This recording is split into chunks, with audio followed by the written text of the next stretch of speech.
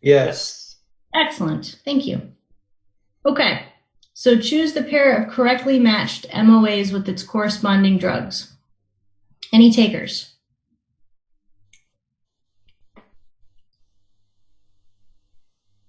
THC. THC. That was a fun. I thought you guys would appreciate that. That's right. So Aloxi, what is Aloxi? First of all, what's its generic name? Palonosetron. That's right. And what's its mechanism of action? 5-HT3 antagonist. Exactly. And for the 5-HT3 antagonist, what are some of the common side effects that we worry about? QT prolongation, headache, constipation. Yep. Perfect. What's the rare one that I talked about where your eyes are spinning around your head?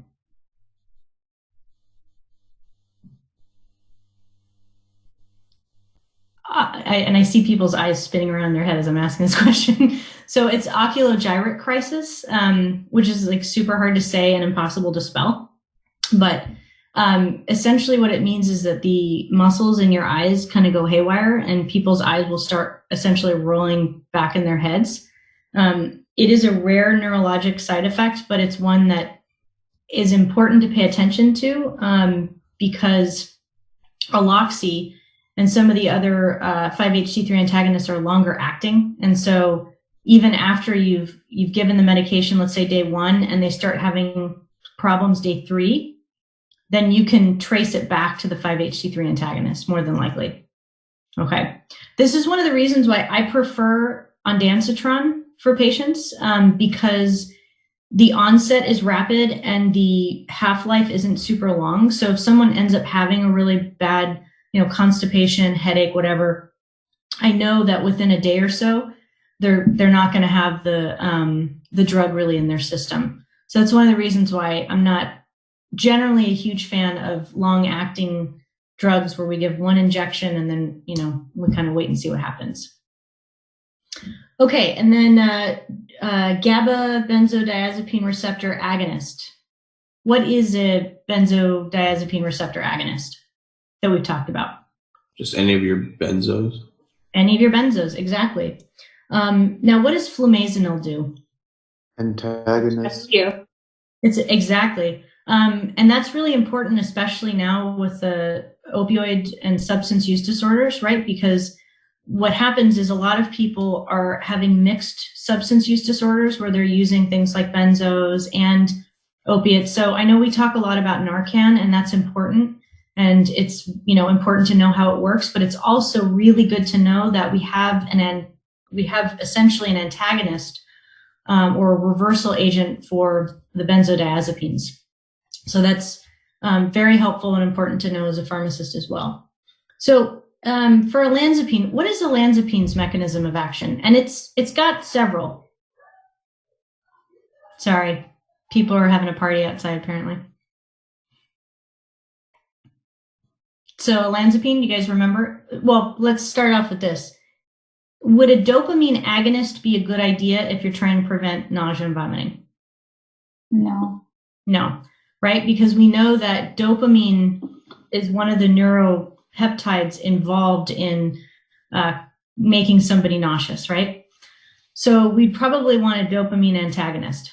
And olanzapine has a mixed mechanism of action. It's got some anti-serotonin activities, which is probably why it's really good for delayed nausea.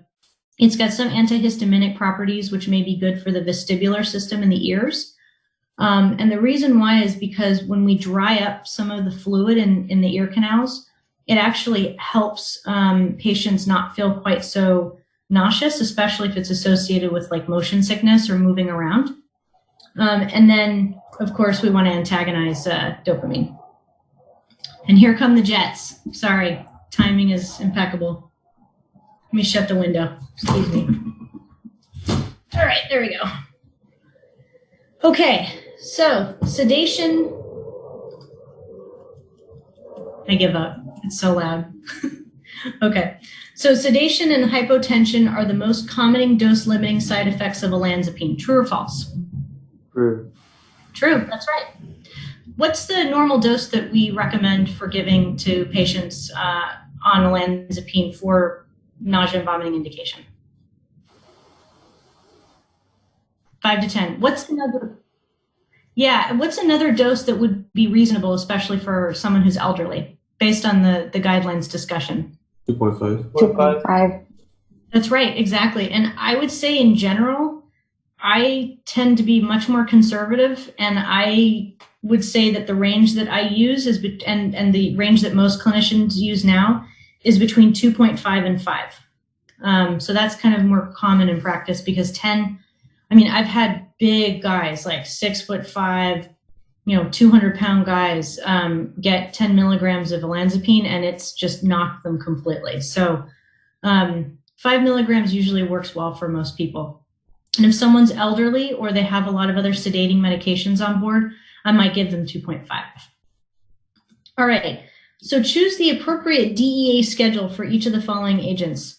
I ask this because this is a question that commonly appears on the NAPLEX and also the CPJE. So what schedule is lorazepam? 4. That's right. I know all of you who are like in the pharmacies every day, you're like, I know this is easy. All right, so marijuana. What is marijuana? 1. That's right. So what does Schedule 1 mean by definition?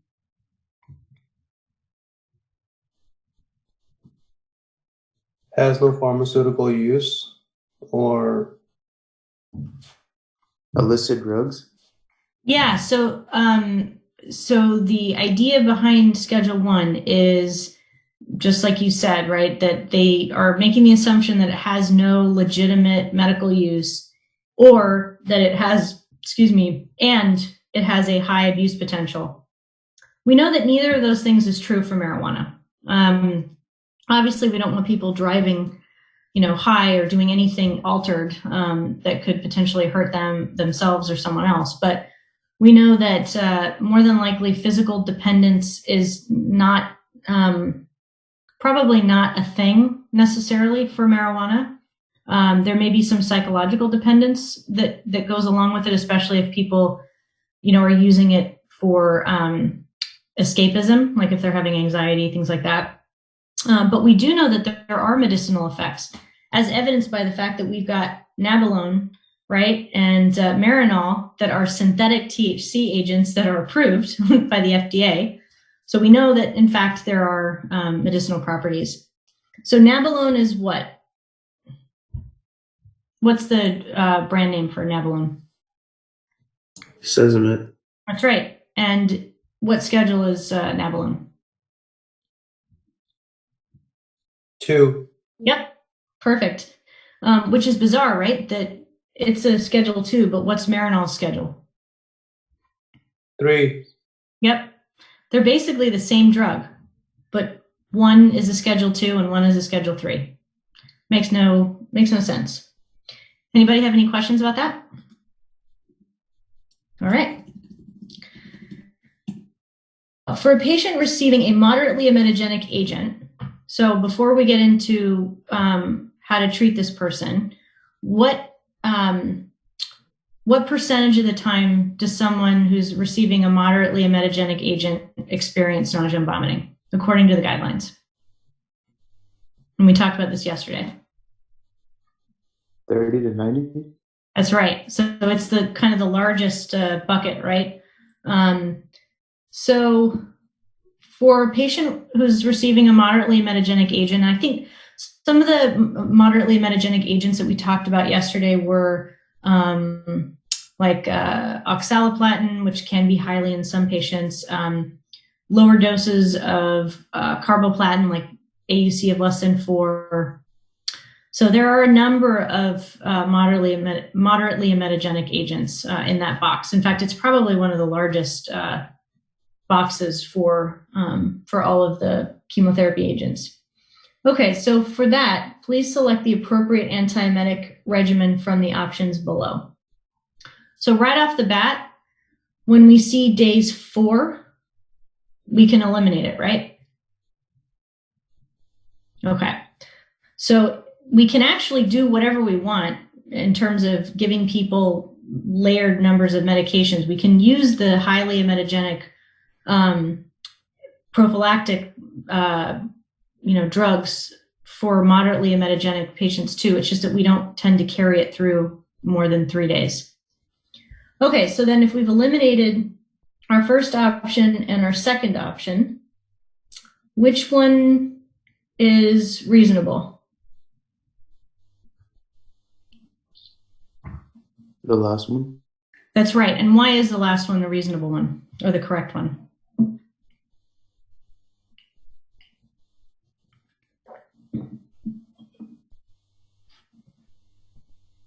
Any takers? So there's an easy way to look at this and know right away that it's not correct. Oral aprepitant has to be given every day for 3 days, right?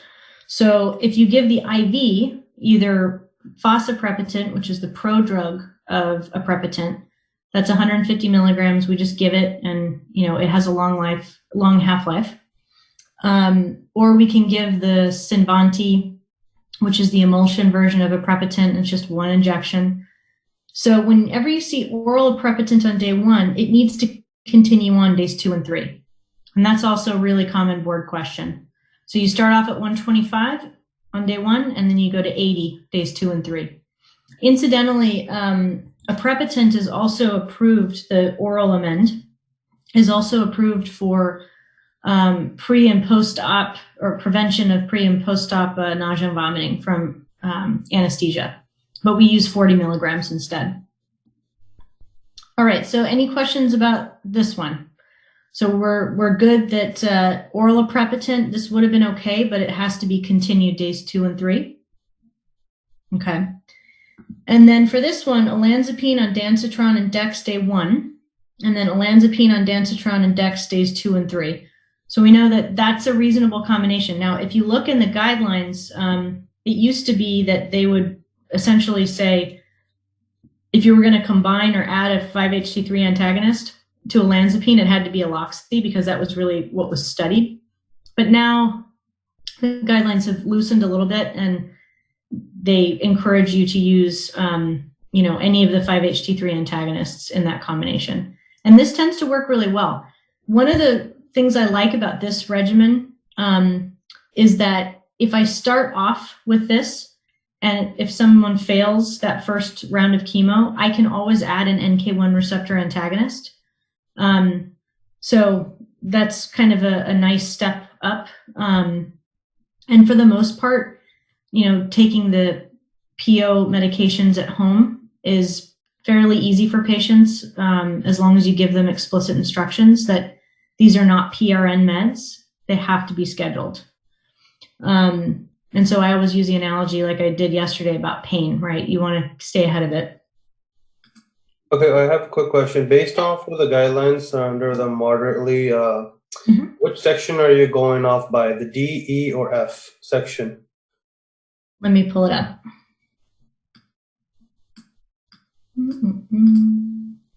Moderately metagenic. So,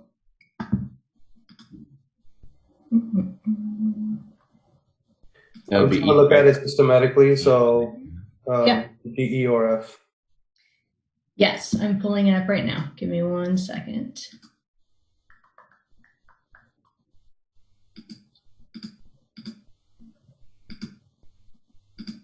Okay. So what I talked about in the lecture, and let me just see if I can share this screen. Let me stop sharing and then share this one.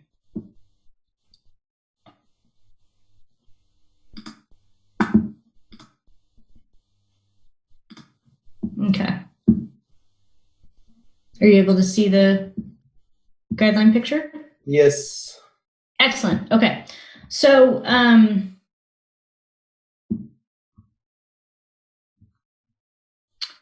I see what I did. I totally confused you. I apologize.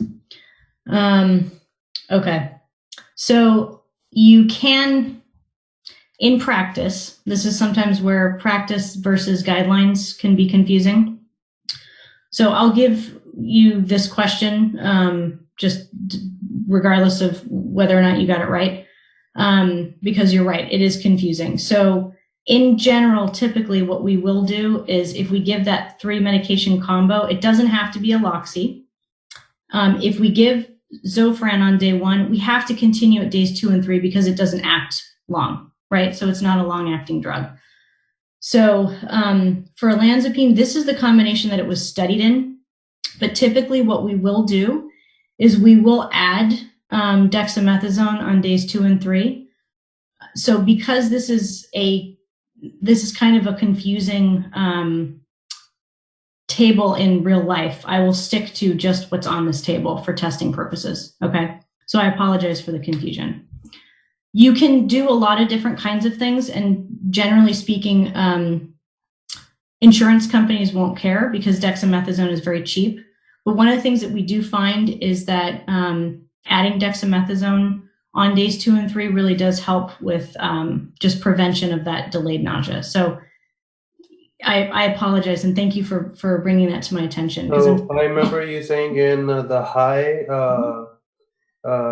guideline that usually we use A and B most commonly. Yep. And in moderately, so you would say that you use E as most commonly? Yeah, yep. So we actually use a number of different things. You're right. We do. So for, there we go. So I can't really say that we use one more frequently than the other. And the reason for that is that each institution has its own formulary. So what ends up happening often is that you'll have a requirement from the pharmacy that either they give PO drugs at the bedside so that they can save money on giving infusions. So it really just depends. So for our purposes, I will stick 100% to just what's here. So I would say that the important things for you to know is just from these 2 tables. For highly emetogenic, we do 4 days. For moderately emetogenic, we do 3 days, okay? And then the only things that I want you to be able to really understand is that if you give oral aprepitant, you have to follow it days 2, 3. If you are giving a 5-HT3 antagonist like Aloxi, a long-acting on day 1, that you're not going to give Zofran on days 2 and 3 or 4, okay? So it's really, those are the things that I want you to understand from the tables. I'm not going to necessarily on a test ask you to like tease out all the different possibilities, because even though the guidelines have all these different options, to be honest with you, we kind of do ad hoc, and a lot of it just depends on the patient. The other problem is that these guidelines don't do a good job addressing multi-day chemo. And there's actually a little section in the discussions about, you know, some of these medications are not studied in multi-day chemo. So if you're giving chemo, for example, yesterday we talked about 5-FU being given at home for like 96 hours. Well, that's not going to necessarily encompass day 4 or 5 or 6, right? When patients are actually dealing with delayed nausea. So these guidelines they're somewhat helpful in terms of knowing which medications you can start adding together.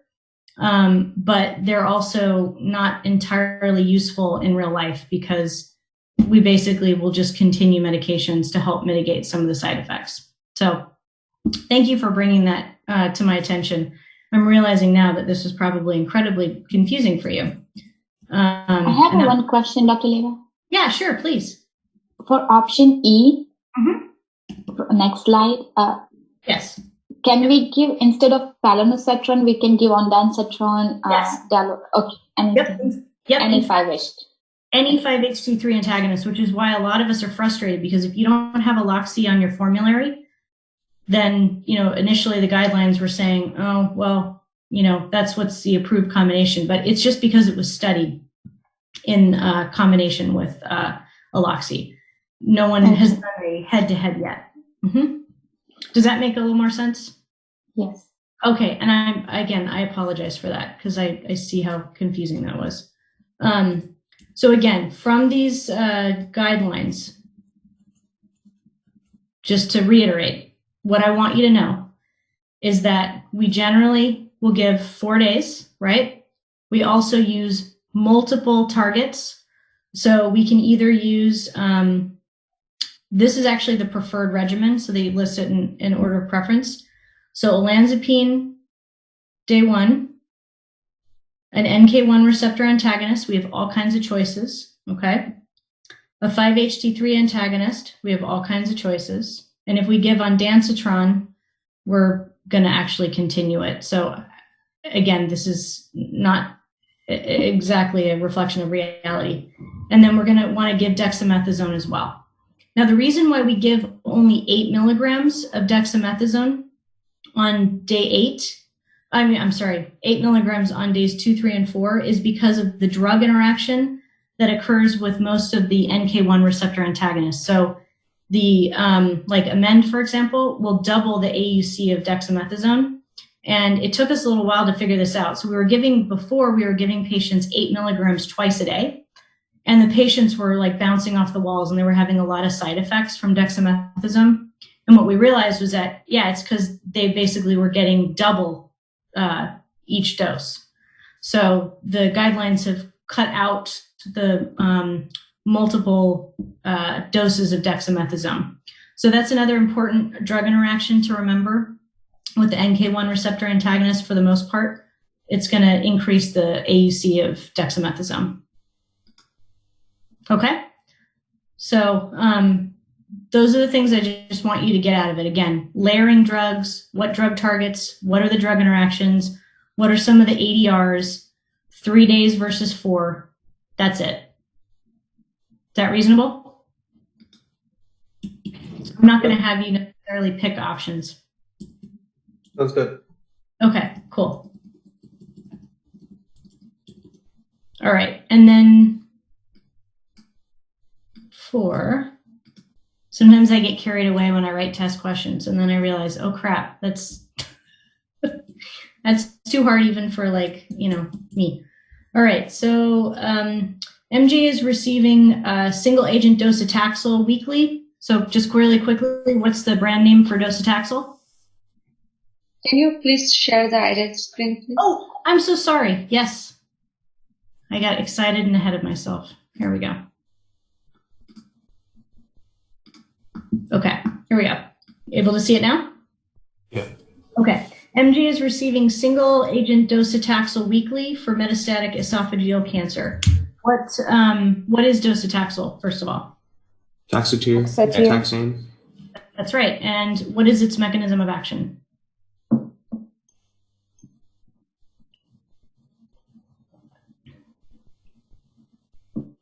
I see someone talking, but I don't hear sound. So taxanes are cell cycle phase specific. M phase? That's right, M phase. Exactly. So which of the following pre-medications is the most appropriate option? So first of all, the way we want to figure this out is, so docetaxel is what type of immunogenicity risk does it have?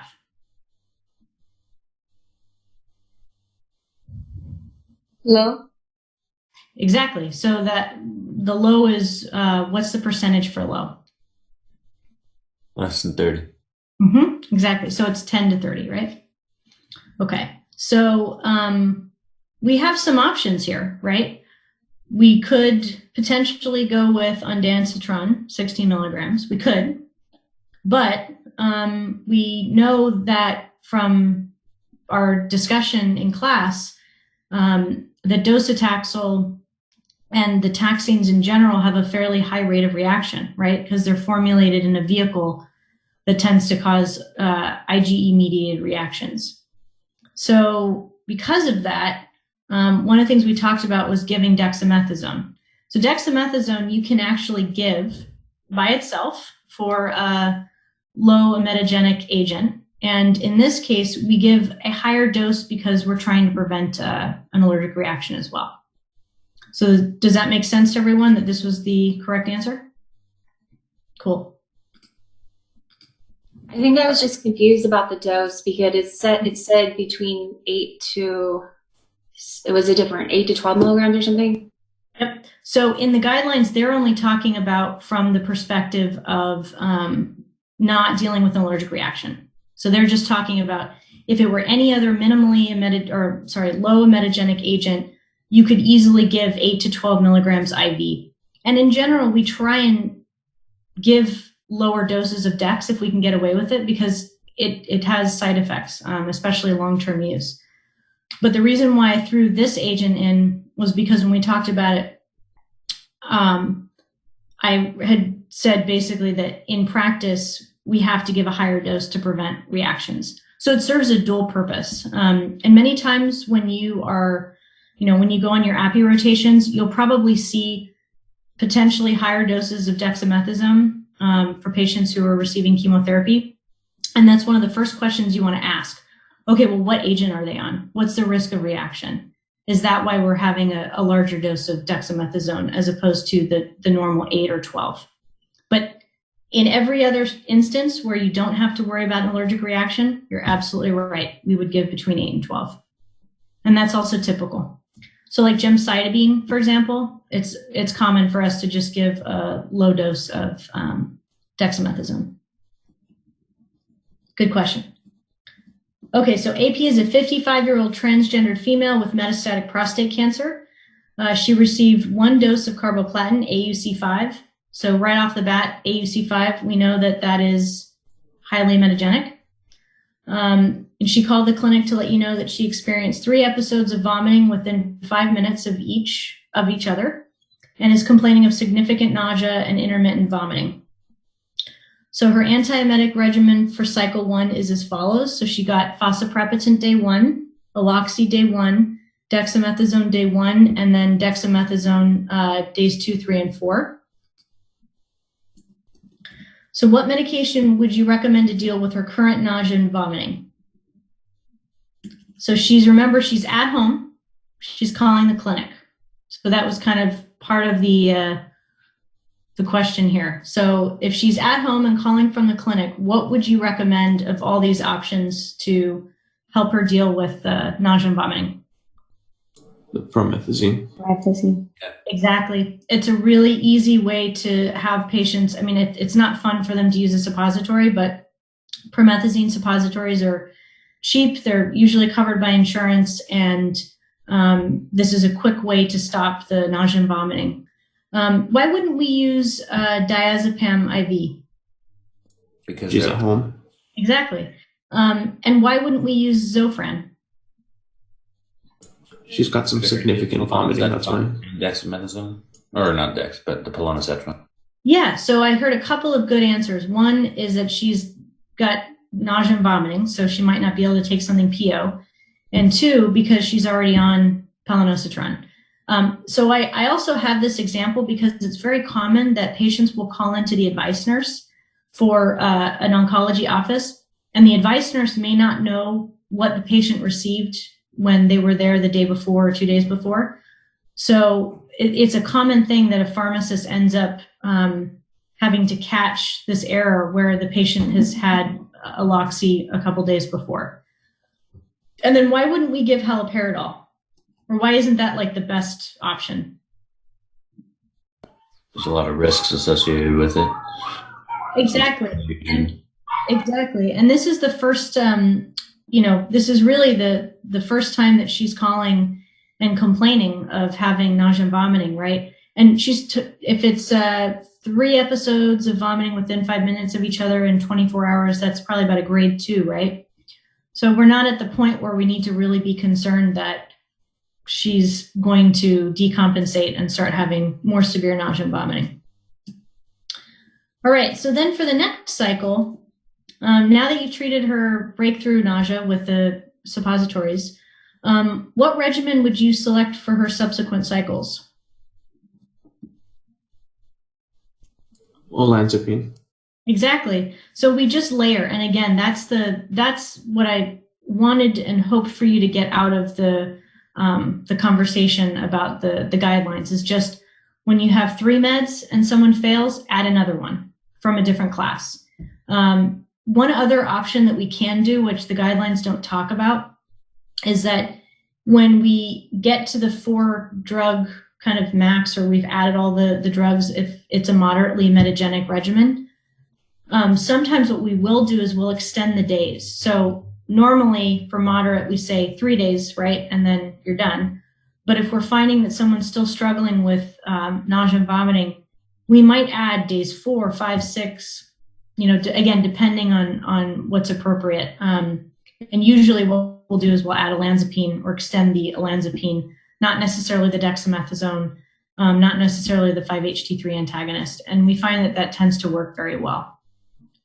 Does that make sense? Cool. Okay. Can I just clarify one more time? You said that if moderate emetogenic medication is given to the patient, and patient is failing the regimen, what is given in the guideline, we increase the days of therapy and adding olanzapine, both? So we usually start with one. We usually start with just adding drugs first. So if I can just add an extra drug and keep it with the 3 days, I'll do that for the second cycle. So let's say somebody fails cycle 1, right? They have 3 drugs for cycle 1, and they have breakthrough nausea and vomiting, and they have a miserable experience. For the next cycle, I'm going to add an additional drug, probably an NK1 receptor antagonist. Just depends on whatever regimen we started them with. If that doesn't work, then for the next cycle, I'm going to probably increase the days, at least of the olanzapine. Does that make sense?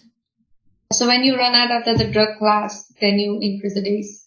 Yeah, we increase the days, and then sometimes what we'll do is I'll add, in addition to that, the adjunct therapy, I'll add I'll add Ativan. The problem with adding Ativan, though, like when you're stacking all these other drugs, is that they can be really sedating, and also they can lower a patient's blood pressure. So if a patient's older, for example, or they're very frail, I start to get nervous about that, which is why then I might use a much lower dose of olanzapine, like 2.5, and start off with maybe 0.25 milligrams or 0.5 milligrams of Ativan. But Ativan really does help, because the problem is by the time you get to that 3rd cycle, the patient's also anxious that what you've been doing is not working. So, that's when they start developing a lot more of that anticipatory nausea as well. So you can start stacking drugs, and that definitely helps. You just have to be careful with the side effects. Does that make sense? Yes, thank you. Okay. Yeah, no problem. Okay, so when patients experience breakthrough chemo-induced nausea and vomiting, patients should have their doses maximized on their existing prophylactic antiemetic regimen for the next cycle instead of adding drugs from different mechanisms of action. True or false? False. I said false. False. Right. Because it's more about adding drugs than it is increasing doses, right? So we've talked about 5-HT3 antagonists. The more Zofran you give, you don't get any better effect, right? So it makes sense to just try another drug. And that's fairly typical. Again, we'll just keep we'll keep drug escalating until we run out of classes of drugs. Now, back to the question that was asked before this that I answered, the last resort. So I kind of explained, okay, this is what I would do cycle 1, cycle 2, cycle 3. The absolute last resort, if I cannot get a patient's nausea and vomiting under control, is either we start lowering doses of the chemotherapy agent or we change the regimen. And I've had to do that quite a few times. So if that is the one thing keeping a patient from staying on therapy, that's good enough to sometimes considering changing to another agent. Unfortunately, by then patients are normally so anxious about the experience that it makes it hard for them to, want to consent to trying something else. So that does happen quite a bit. All right. Concerns regarding extrapyramidal side effects limit the use of blank for patients experiencing chemo-induced nausea and vomiting. Which of these drugs can cause really significant extrapyramidal side effects? Haloperidol. Exactly. The reason I keep hitting this point about haloperidol is because a lot of older physicians still love to use it, and they are hesitant to use olanzapine. So I hope that one of the important things you get away from this discussion over the last couple of days is we have a lot of really good options for drugs that are available. Some of them are older, some of them are indicated for other uses like olanzapine. But Haldol is should be the last line for patients who are experiencing breakthrough nausea and vomiting. And really, truly, if they need it, they should be inpatient and be monitored and receiving it, because again, that risk of QT prolongation is really serious as well. All right, so 5-HT3 antagonists or inhibitors have an increased risk of causing blank in patients who have underlying electrolyte abnormalities. Torsades. Right.